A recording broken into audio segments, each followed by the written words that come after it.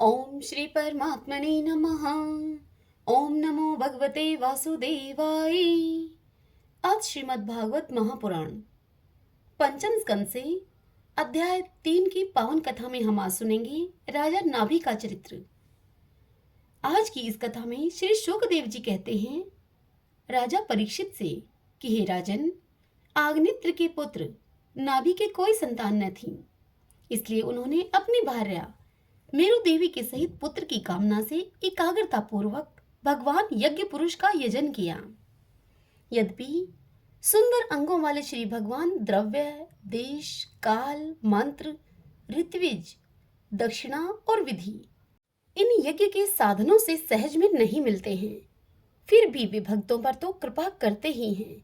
इसलिए जब महाराज नाभि ने श्रद्धा पूर्वक विशुद्ध भाव से उनकी आराधना की, तब उनका चित्त अपने भक्त का अभिष्ट कार्य करने के लिए उत्सुक हो गया। यद्यपि उनका स्वरूप सर्वथा स्वतंत्र है, फिर भी उन्होंने प्रवगर्य कर्म का अनुष्ठान होते समय उसे मन और नैनों को आनंद देने वाले अवयवों से युक्त अति सुंदर हृदय आकर्षक मूर्ति में प्रकट किया। उनके श्रीअंग में रेशमी पीतांबर था, वक्षस्थल पर सुमनोहर श्रीवत्स का चिन्ह सुशोभित था, भुजाओं में शंख, चक्र, गदा, पद्म और गले में वनमाला तथा कौस्तुभ मणि की शोभा थी।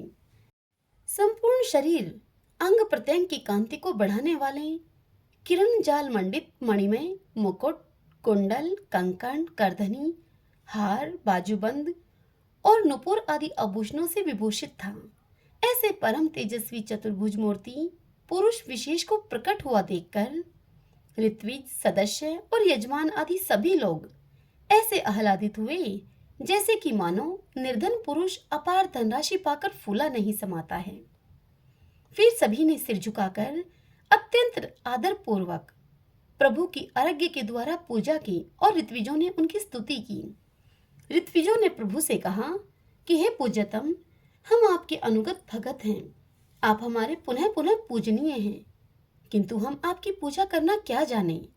हम तो बार बार आपको नमस्कार करते हैं, इतना ही हमें महापुरुषों ने सिखाया है।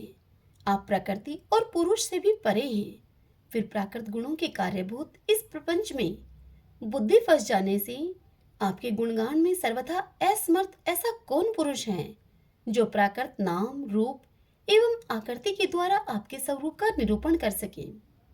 आप साक्षात परमेश्वर हैं। आपके परम मंगलमय गुण संपूर्ण जनता के दुखों का दमन करने वाले हैं। यदि कोई उन्हें वर्णन करने का साहस भी करेगा तो केवल उनके एक देश का ही वर्णन कर सकेगा।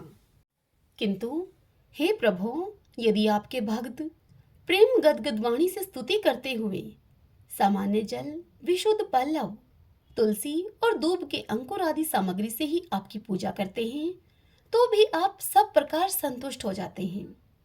हमें तो अनुराग के सिवा इस द्रव्य काल आदि अनेकों अंगों वाले यज्ञ से भी आपका कोई प्रयोजन नहीं दिखलाई देता, क्योंकि आपके स्वतः ही क्षण क्षण में जो संपूर्ण पुरुषार्थों का फल स्वरूप परमानंद स्वभावतः ही निरंतर प्रादुर्भूत होता रहता है, आप साक्षात उसके स्वरूप ही हैं।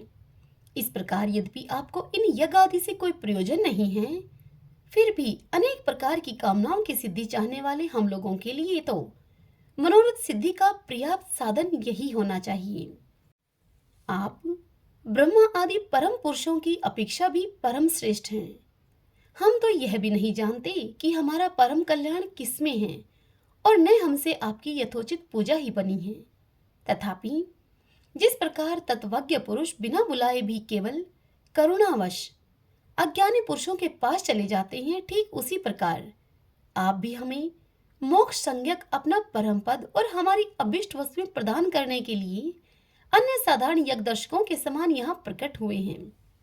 हे पूज्यतम, हमें सबसे बड़ा वर तो आपने यही दे दिया कि ब्रह्मा आदि समस्त वरदायकों में श्रेष्ठ होकर भी आप राजऋषि नाभि की इस यज्ञशाला में साक्षात हमारे नेत्रों के सामने प्रकट हो गए। अब हम और क्या वर मांगे। हे प्रभु, आपके गुणगणों का गान परम मंगलमय है। जिन्होंने वैराग्य से प्रज्वलित हुई ज्ञान अग्नि के द्वारा अपने अंतःकरण के राग द्वेष आदि संपूर्ण मलों को जला डाला है। अतएव जिनका स्वभाव आपके ही समान शांत है, वे आत्माराम मुनिगण भी निरंतर आपके गुणों का गान ही किया करते हैं। अतः हम आपसे यही वर मांगते हैं कि गिरने, ठोकर खाने, छींकने अथवा जमाई लेने और संकट आदि के समय एवं ज्वर और मरण आदि की अवस्था में आपका स्मरण न हो सकने पर भी किसी प्रकार आपके सकलमली, विनाशक, भक्तवत्सल, दीन बंधु आदि गुणोद्बोधक नामों का हम उच्चारण कर सकें। इसके सिवा कहने योग्य न होने पर भी एक प्रार्थना आपसे और है। आप साक्षात परमेश्वर हैं।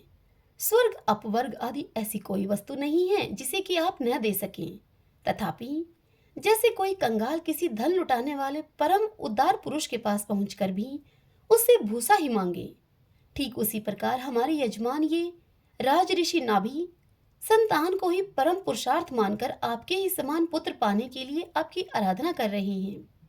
यह कोई आश्चर्य की बात नहीं है। आपकी माया का पार कोई नहीं पा सकता और न वह किसी के वश में ही आ सकती है। जिन लोगों ने महापुरुषों के चरणों का आश्रय नहीं लिया, उनमें ऐसा कौन है जो उसके वश में नहीं होता। उसकी बुद्धि पर उसका पर्दा नहीं पड़ जाता और विषय रूप विष का वेग उसके स्वभाव को दूषित नहीं कर देता।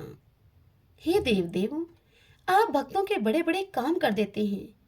हम मंदमतियों ने कामनावश इस तुच्छ कार्य के लिए आपका आह्वान किया है।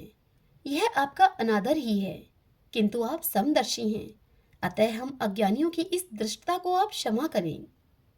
श्री शुकदेव जी कहते हैं कि हे राजन, वर्षाधिपति नाभि के पूज्य ऋत्विजों ने प्रभु के चरणों की वंदना करके जब पूर्वोक्त स्तोत्र से स्तुति की, तब देवश्रेष्ठ श्रीहरि ने करुणावश उनसे इस प्रकार कहा। श्री भगवान ने कहा, हे ऋषियों, बड़े असमंजस की बात है कि आप सब सत्यवादी महात्मा हैं। आपने मुझसे यह बड़ा दुर्लभ वर मांगा है कि राज ऋषि नाभि के मेरे ही समान पुत्र हो। हे मुनियों, मेरे समान तो मैं ही हूँ, क्योंकि मैं अद्वितीय हूँ, तो भी ब्राह्मणों का वचन मिथ्या नहीं होना चाहिए।